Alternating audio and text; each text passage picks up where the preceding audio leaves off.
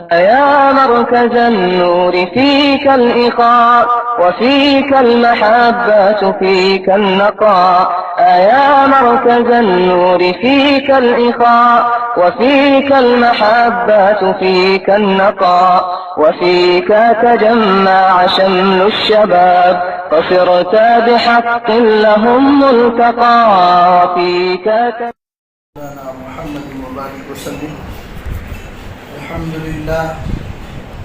الحمد لله رب العالمين والصلاة والسلام على سيد الأنبياء والمرسلين وعلى آله وأصحابه وأزواجه وذرياته ومن تبعهم بإحسان إلى يوم الدين. أعوذ بالله من الشيطان الرجيم. بسم الله الرحمن الرحيم. يا أيها الذين آمنوا اتقوا الله حق تقاته ولا تموتن إلا وأنتم مسلمون.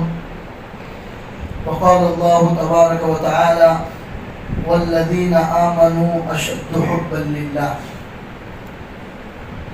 وقال النبي صلى الله عليه وسلم في حديث القدسي قال الله تبارك وتعالى كنت كنزا مخفيا فأحببت أن أعرف فخلقت الخلق.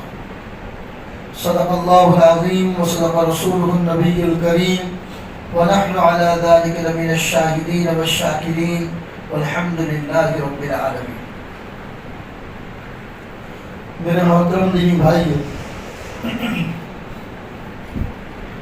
قرآن کریم کی دو آیتیں ایک سورہ بقرہ اور ایک سورہ آل عمران سے آپ کے سامنے تلاوت کی، جس میں اللہ نے ایمان والے بندوں کی صفات بیان کی. چنانچہ فرمایا یا ایھا الذین آمنوا، اے ایمان والو، اتقوا اللہ حق تقاتی، اللہ سے ایسے ڈرو جیسا کہ اس سے ڈرنے کا حق ہے. یا ایھا الذین آمنوا اتقوا اللہ حق تقاتی، اے ایمان والو، اللہ سے ایسے ڈرو جیسے اس سے ڈرنے کا حق ہے. وَلَا تَمُوتُنَّ إِلَّا وَأَنْتُمْ مُسْلِمُونَ، اور تمہیں موت نہ آئے درا حالے کہ تم مسلمان اور اسلام کی حالت میں، یعنی مرو تو بھی اسلام کی حالت میں مرو، ایمان کی حالت میں مرو. جب بھی تمہیں موت آئے تو ایمان کی حالت میں آئے. یہ اللہ نے ایمان والے بندوں کو نصیحت فرمائی. پھر دوسری آیت جو آپ کے سامنے پڑھی اس میں اللہ فرماتے ہیں والذین آمنوا اشد حبا للہ، جو ایمان والے ہوتے ہیں وہ اللہ کی محبت میں بہت زیادہ تیز ہوتے ہیں. یعنی ان کے پاس سب سے زیادہ محبت اگر ہوتی ہے تو وہ اللہ سے ہوتی ہے، اللہ کے علاوہ کسی اور سے نہیں ہوتی. ان دونوں آیتوں میں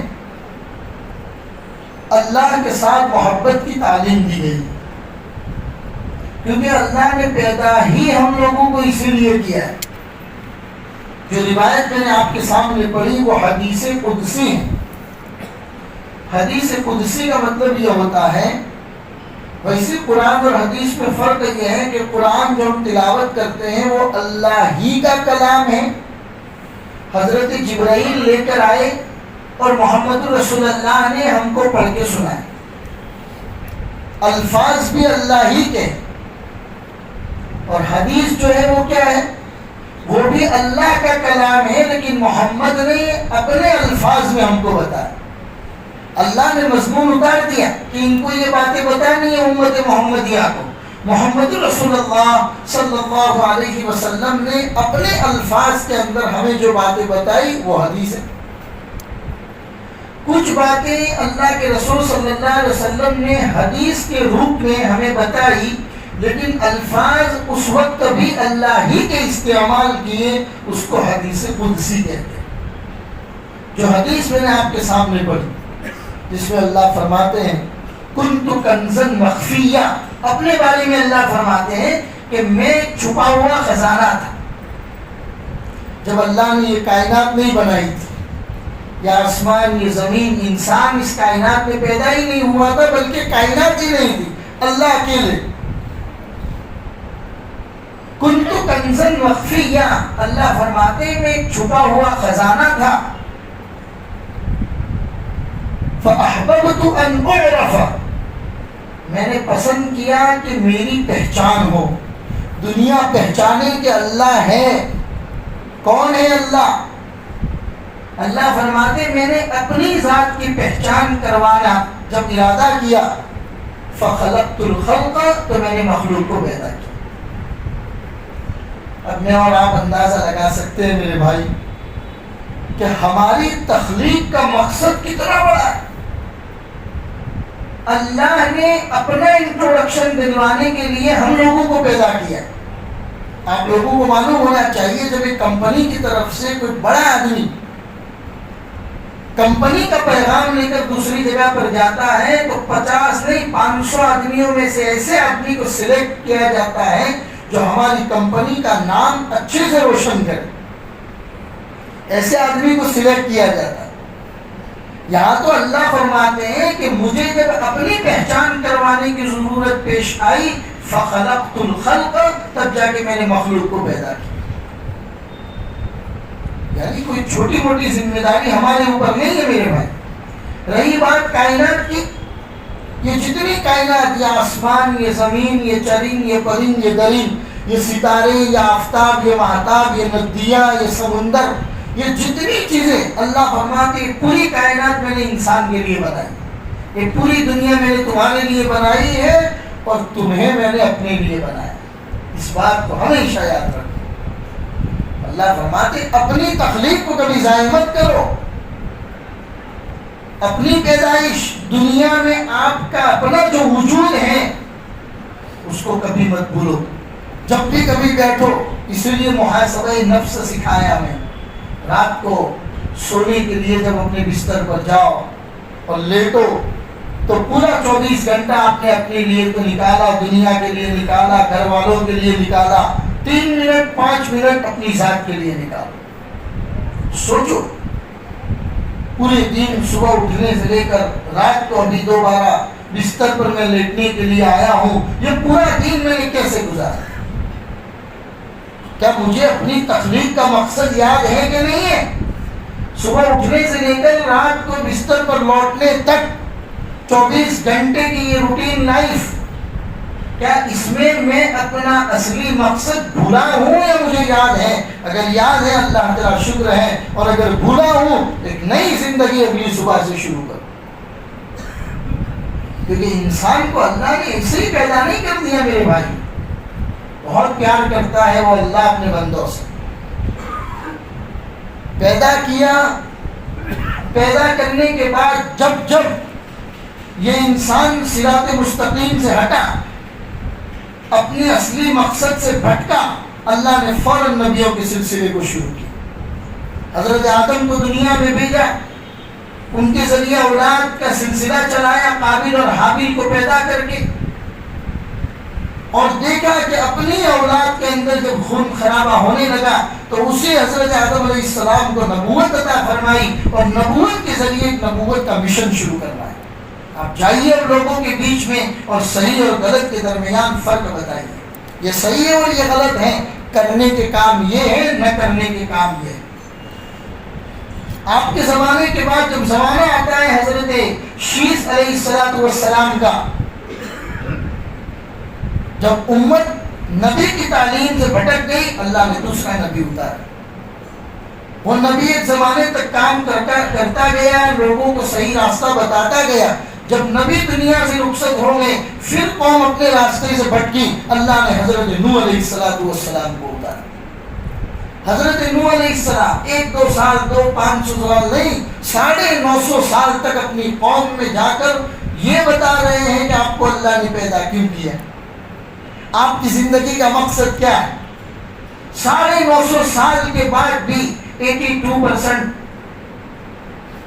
82 آدمی، بعض روایتوں میں 80 آدمی ایمان لانے والے. پھر بھی اللہ نے سلسلہ بند نہیں کیا. جو نہ ماننے والے تھے ان کو ڈبو دیا، گرد یاب کر دیا. حضرت نوح علیہ السلام اور ان کی کشتی میں جو یہ 80 82 اور 85 آدمی جو سوار تھے ان کے ذریعے اللہ نے دنیا کو دوبارہ آباد کیا. حضرت نوح کو وقت آیا تو اللہ نے اپنے پاس بلا لیا. پھر اللہ نے مستقل حضرت ابراہیم علیہ السلام کے واسطے سے حضرت اسحاق اور حضرت اسحاق کے بعد بنی اسرائیل کا ایک ایسا نبیوں کا سلسلہ چلایا میرے بھائیوں. جب جب امت میں بگاڑ آیا اللہ نے وہاں پر نبی کو اتارا. کیوں؟ اللہ اپنے پیدا کیے ہوئے انسانوں کو بھٹکتے دینا نہیں چاہتے. ورنہ صحیح اور غلط کے درمیان تمیز پیدا کرنے کے لیے اللہ نے عقل عطا فرمائی. ہم بچوں کو اصول فقہ پڑھاتے ہیں مدرسوں میں, اس میں مسئلہ بتاتے ہیں کہ اگر اللہ کسی نبی کو نہ اتارتا تب بھی قیامت کے دن کوئی انسان اللہ کے سامنے یہ آرگیومنٹ نہیں کر سکتا تھا کہ آپ نے تو کوئی نبی اتارا ہی نہیں تھا, ہمیں صحیح اور غلط کے درمیان تمیز نہیں ہوئی. یہ اللہ کے سامنے دلیل نہیں کر سکتا تھا کیونکہ اللہ نے اس کو عقل سلیم عطا فرمائی تھی, اس کے ذریعے وہ صحیح اور غلط کے درمیان پہچان کر سکتا. یہ تو اس کا احسان ہے کہ اس نے نبیوں کا سلسلہ چلایا. چنانچہ یاد کیجئے قرآن کریم کی اس آیت کو جس میں اللہ نے محمد رسول اللہ صلی اللہ علیہ وسلم کو جب نبی بنا کر بھیجا تو آیت کیا اتاری؟ لقد من الله على المؤمنين إذ بعث فيهم رسولا من أنفسهم يتلو عليهم آياته ويزكيهم ويعلمهم الكتاب والحكمة. یہ اللہ کا احسان ہے تمہارے اوپر کہ اس نے تمہارے بیچ میں محمد رسول اللہ کو نبی بنا کر اتارا. حالانکہ اللہ کے احسانات کوئی کم نہیں ہے, لیکن محمد رسول اللہ کو نبی بنا کر بھیجنا یہ اللہ کا اتنا بڑا احسان تھا کہ قرآن میں اس احسان کو اللہ نے جتلایا. میرا احسان ہے تمہارے اوپر کہ میں نے محمد کو نبی بنا کر بھیجا. تو پتا چلا میرے بھائی انسان کو ہمیشہ ہر وقت any time and every day انسان کو ہر وقت اپنی تخلیق کے مقصد کو یاد رکھنا چاہیے کہ اللہ نے مجھے پیدا کیوں کیا. گناہ ہو جاتا ہے, گناہ ہونا یہ انسان ہی کا مادہ ہے. اسی لیے ہم جمعہ کے خطبے میں روایت پڑھتے ہیں آپ کے سامنے کئی مرتبہ کل بنی آدم خطاؤن وخیر الخطائین التوابون المستغفرون, کہ ہر بنی آدم انبیاء کے علاوہ ہر انسان گنہگار ہیں, لیکن بہترین گنہگار وہ ہے جو توبہ کرے اور استغفار کرے. اور دروازہ کب تک کھلا ہوا ہے تو کہا ان اللہ یقبل توبۃ العبد ما لم یغرغ, جب تک تمہیں نزع اور گرگرے کی حالت نہیں آ جاتی تب تک توبہ کا دروازہ کھلا ہے. احد پہاڑ کے برابر بھی گناہوں کا انبار لے کر آؤ گے. اللہ فرماتے ندامت پچھتاوے کا ایک آنسو تمام گناہوں کے انبار کو ڈھیر کرنے کے لیے کافی. میرے سامنے آؤ, میرے دربار میں ایک آنسو گرا دو, میں معاف کرنے کے لیے تیار.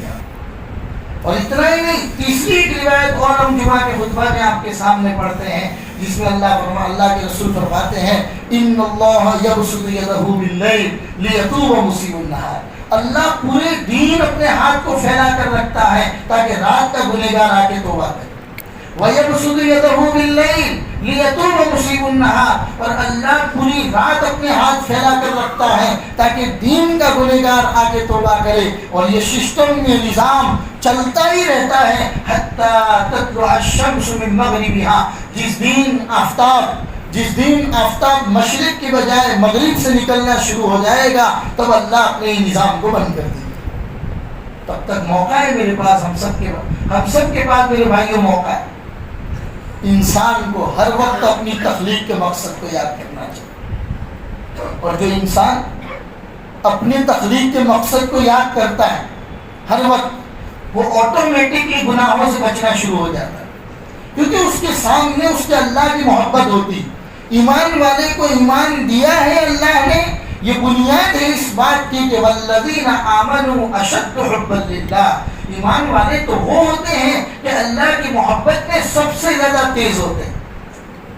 ان کے دل میں اللہ کے علاوہ کسی اور کی محبت نہیں ہوتی, وہ اللہ کی محبت کے لیے سب کچھ کرنے کے لیے تیار ہوتے ہیں. یہ ایمان والوں کی صفت بیان کی میرے بھائی. سیدنا حضرت ابراہیم علیہ السلام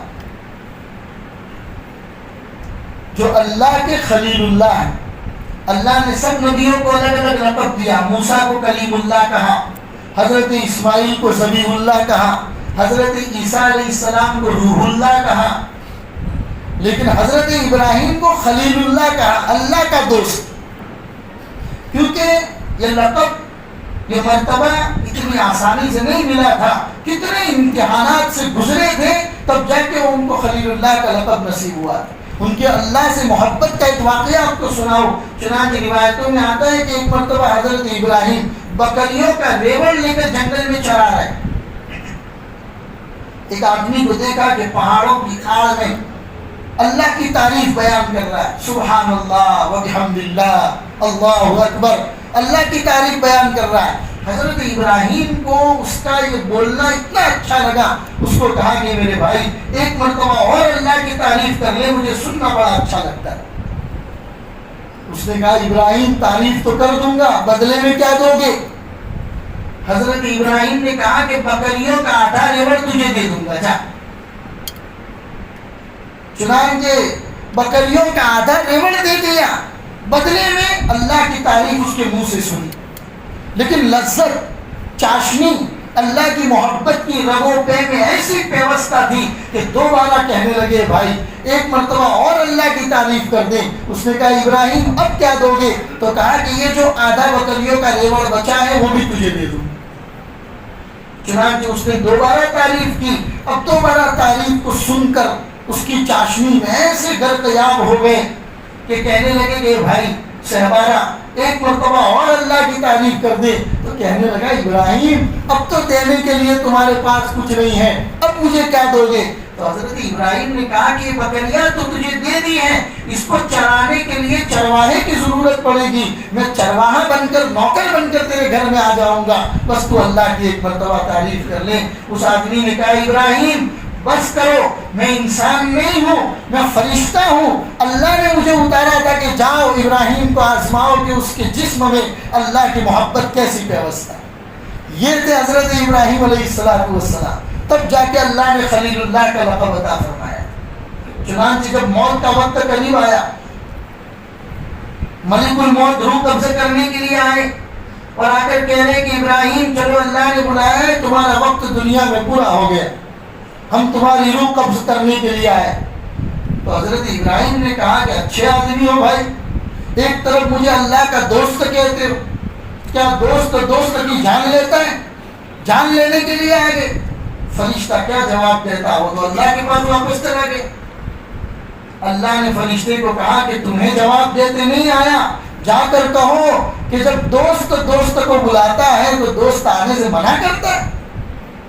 چنانچہ خوشی خوشی اپنی جان آفری کے حوالے کر دی اور اللہ کے دربار میں چل دی. یہ تھے حضرت ابراہیم جن کو اللہ نے خلیل اللہ کا لقب دیا.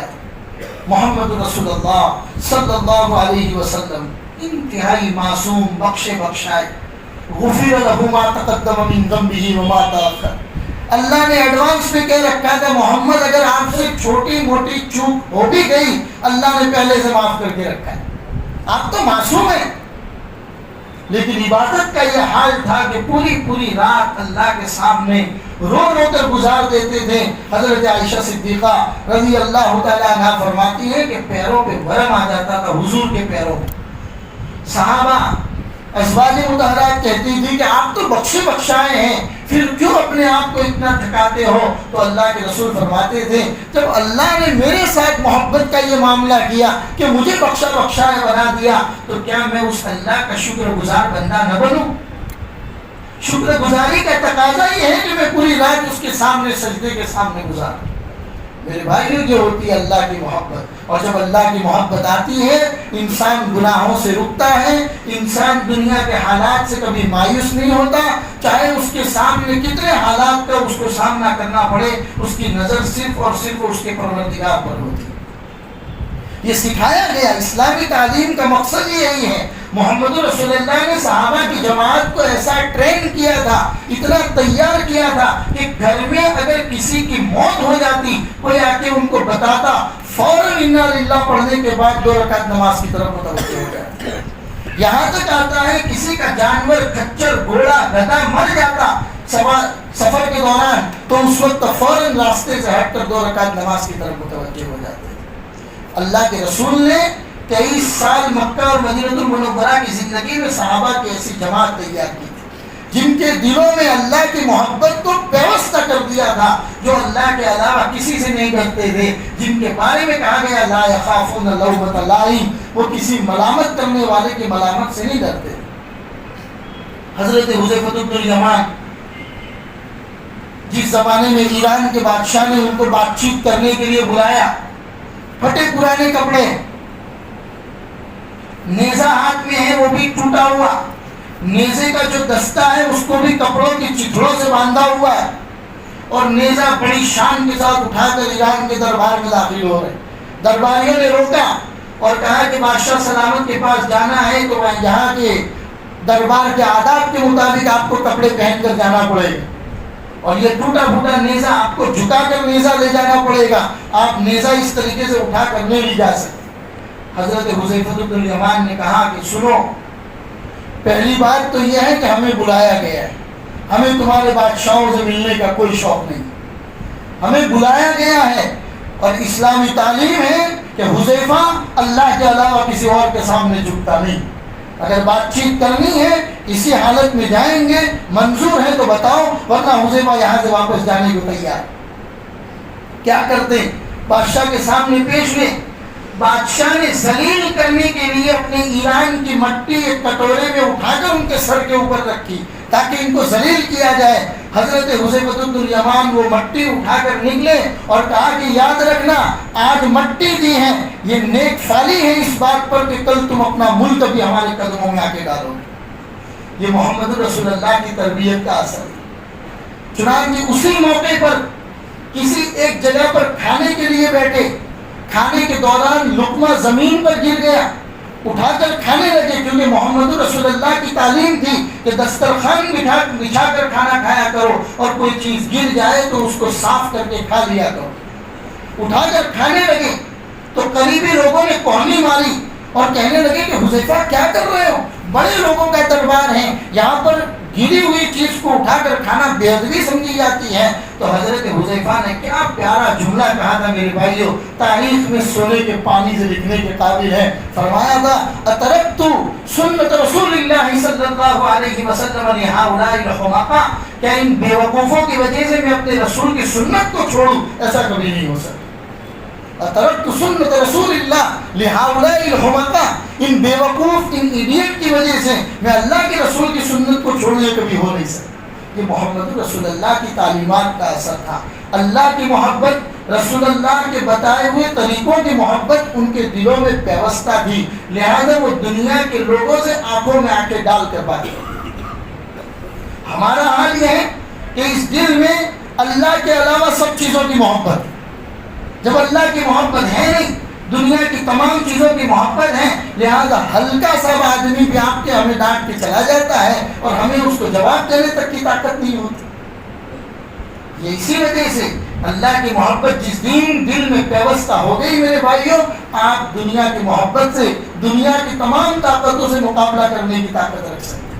لیکن ضروری ہے والذین آمنوا اشد حبا للہ، جو ایمان والے ہوتے ہیں وہ اللہ کی محبت میں سب سے زیادہ تیز ہوتے ہیں، سب سے زیادہ سخت ہوتے ہیں۔ یا رسول اللہ صلی اللہ علیہ وسلم نے تعلیمات میں ان کو سکھایا کہ اللہ کی محبت کیسے پیوستہ ہوتی۔ صحابہ سادہ زندگی گزارتے تھے، کھیتی بھی کرتے تھے، اللہ کے رسول کی مجلس میں آ کر بھی بیٹھتے تھے۔ چنانچہ ایک صحابی کا واقعہ لکھا ہے کہ کھیتی باڑی سے فارغ ہو کر جب گھر آئے تو اپنے بھائی سے پوچھا کہ تم پورے دن اللہ کے رسول کی مجلس میں تھے، کیا اللہ نے کوئی قرآن کی نئی آیتیں اتاری ہے؟ تو کہا کہ ہاں کچھ آیتیں اتری ہیں جن میں اللہ نے قسم کھا کر بیان کیا ہے۔ تو غصے ہو گئے، تلوار نکال دی اور کہا کہ کون ہے وہ آدمی کہ جس کی وجہ سے میرے اللہ کو قسم کھانی پڑی؟ کون ہے جو میرے اللہ کی بات کو نہیں مانتا کہ جس کی وجہ سے میرے اللہ کو قسم کھانی پڑی، میں اس کی گردن اڑا دوں گا؟ حالانکہ اللہ قرآن میں کوئی بھی قسم کھاتے ہیں تو اس کے بعد میں آنے والا جو مضمون، جو سبجیکٹ، جو سینٹنس ہوتے ہیں، اس کی اہمیت بتانے کے لیے اللہ قسم کھاتے ہیں، ورنہ اللہ کو قسم کھانے کی کوئی ضرورت نہیں ہے۔ لیکن وہ صحابی اللہ کی محبت میں ایسے پیوستہ ہیں کہ کہہ رہے ہیں کہ کون ہے وہ آدمی جس کی وجہ سے میرے اللہ کو قسم کھانی پڑی۔ یہ اللہ کی محبت تھی میرے بھائی۔ بنی اسرائیل کے دیہاتی آدمی کا واقعہ لکھا ہے. حضرت موسیٰ کی خدمت میں رہنے کی وجہ سے، حضرت موسیٰ علیہ السلام کے پاس رہنے کی وجہ سے اللہ کی محبت میں وہ بالکل ڈوب چکا تھا. چنانچہ ایک دن بیٹھا بیٹھا کہتا ہے، اے اللہ میں نے سنا ہے کہ تیری کوئی بیوی نہیں ہے، تیرا کوئی بچہ نہیں ہے، تیرا کوئی باپ نہیں ہے. اے اللہ تجھے کون نہلاتا ہوگا، تیرے کپڑے کون دھوتا ہوگا؟ کاش تو میرے پاس آتا تو میں تیرے کپڑے دھوتا، میں تجھے نہلاتا، میں تیرے بال بناتا، میں تیرے اوپر خوشبو لگاتا اور میں تجھے تیار کرتا. حضرت موسیٰ وہاں سے گزر رہے ہیں اور ڈانٹنا شروع کر دیا، کیسا آدمی ہے تو، اللہ کے بارے میں گستاخی کر رہا ہے، اللہ کو کیا ضرورت ہے خوشبو لگانے کی، نہانے کی اور یہ سب چیزوں کی. وہ سادہ آدمی تھا، وہ تو بیچارہ اللہ کی محبت میں بول رہا تھا. حضرت موسیٰ بڑے جلالی تھے، ان کو دیکھ کے وہ ڈر گیا، اس نے بولنا ہی بند کر دیا. اللہ کی طرف سے وحی آئی، موسیٰ تمہیں پتہ بھی ہے کہ وہ آدمی کس کی محبت میں باتیں کر رہا تھا، وہ ہماری محبت میں باتیں کر رہا تھا، تمہیں کیا ضرورت تھی اس کو ڈانٹنے کی؟ تمہیں معلوم ہے کہ اس کی بولی بھالی باتوں سے ہم کو کتنا مزہ آتا. حضرت موسیٰ نے جا کے فوراً اس سے معافی مانگی. یہ تھی اللہ کی محبت میرے بھائی. دعا کرو اللہ وہ محبت ہم سب کو عطا فرمائے. جس دن یہ محبت مجھے اور آپ کو عطا ہو گئی، دنیا کی کسی طاقت سے ڈرنے کی یا آنے والے کسی حالات سے مجھے اور آپ کو مایوس ہونے کی ضرورت نہیں، محبت کی ضرورت ہے. امام غزالی رحمۃ اللہ علیہ، جن کا ان امت مسلمہ پر بڑا احسان رہا، ایک مرتبہ نماز پڑھ رہے، نماز کے دوران دیکھا کہ ان کے سامنے سے ایک عورت گزر گئی جس کے بال کھلے ہوئے تھے اور روتی گڑگڑاتی ہوئی دوڑتی ہوئی جا رہی. سلام پھیرنے کے بعد امام غزالی نے اس کو بلایا اور بلا کر سخت سست کہا اور بہت ڈانٹا، شرم نہیں آتی تمہیں کہ ہم نماز پڑھ رہے ہیں، ہمارے آگے سے تم بال کھول کر گزر گئی.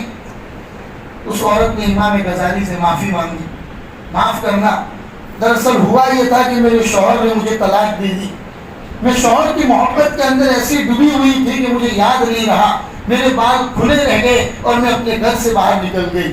لیکن امام غزالی مجھے تعجب اس پر ہے کہ میں تو شوہر کی محبت کے اندر ڈوبی ہوئی تھی اور میرے بال کھلے رہ گئے، تم اللہ کے سامنے کھڑے ہو، کیسی اللہ کی محبت ہے کہ اس اللہ کی طرف تمہارا دھیان نہیں ہے اور پورا دھیان میری طرف، تم مجھے دیکھ رہے ہو اور اللہ سے کیسے غافل ہو گئے. امام غزالی فرماتے ہیں کہ اس عورت کی بات نے مجھے لاجواب کر دی.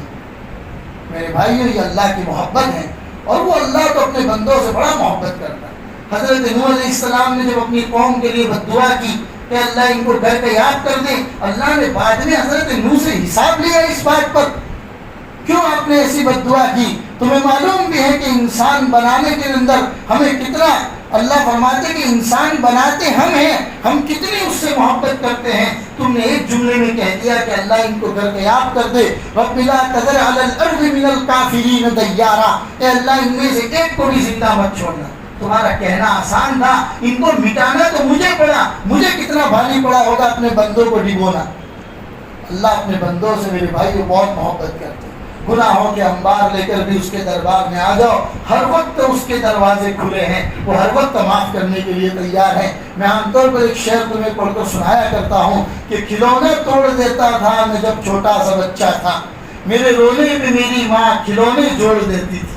کسی شاعر نے اس کو بیان کیا ہے کہ کھلونا توڑ دیتا تھا میں جب چھوٹا سا بچہ تھا، میرے رونے پہ میری ماں کھلونا جوڑ دیتی تھی. سنا ہے ماں سے بھی بڑھ کر تجھے الفت ہے بندوں سے، اے اللہ سنا ہے ماں سے بھی بڑھ کر تجھے الفت ہے بندوں سے، تو مجھ کو جوڑ دے یا رب میں خود کو توڑ بیٹھا ہوں، تو مجھ کو تو جوڑ دے یا رب میں خود کو توڑ بیٹھا ہوں. ہم لوگوں کا یہ معاملہ ہے میرے بھائیوں. اللہ تو کتنا ہی گنہگار بندہ آ جائے اس کے دربار میں وہ لپکنے کے لیے تیار ہے، وہ بندے کو اپنے پاس میں لانے کے لیے تیار ہے. لہذا تیاری کرے میرے بھائیوں، اللہ کی محبت کو اپنے جسموں میں پیوستہ کرے، زندگی اسی کے اور رسول اللہ کے بتائے ہوئے احکام کے مطابق گزارے، اور روٹین لائف میں کبھی نافرمانی کبھی کوئی گناہ ہو جاتا ہے فوراً دروازہ کھلا ہے. حضرت شیخ زکریا رحمۃ اللہ علیہ نے لکھا ہے کہ ہر نماز کے بعد ایک دعا اللہ ضرور قبول کرتے ہیں. لہذا نمازوں کے بعد فوراً باہر نکلنے کی مت سوچو، وہ عین موقع ہوتا ہے اللہ سے منوانے کا. نمازوں کے بعد 2 منٹ 5 منٹ بیٹھ کر اللہ سے مانگ لیا کرو، چاہے آپ کی دینی ضرورت ہو یا دنیاوی ضرورتیں ہو، اس وقت مانگ لیا کرو، بہترین موقع ہوتا ہے۔ اللہ کہنے سننے سے زیادہ ہم سب کو عمل کی توفیق عطا فرمائے۔ وصلی اللہ علی النبی الکریم وعلی آلہ واصحابہ اجمعین برحمتک یا ارحم الراحمین۔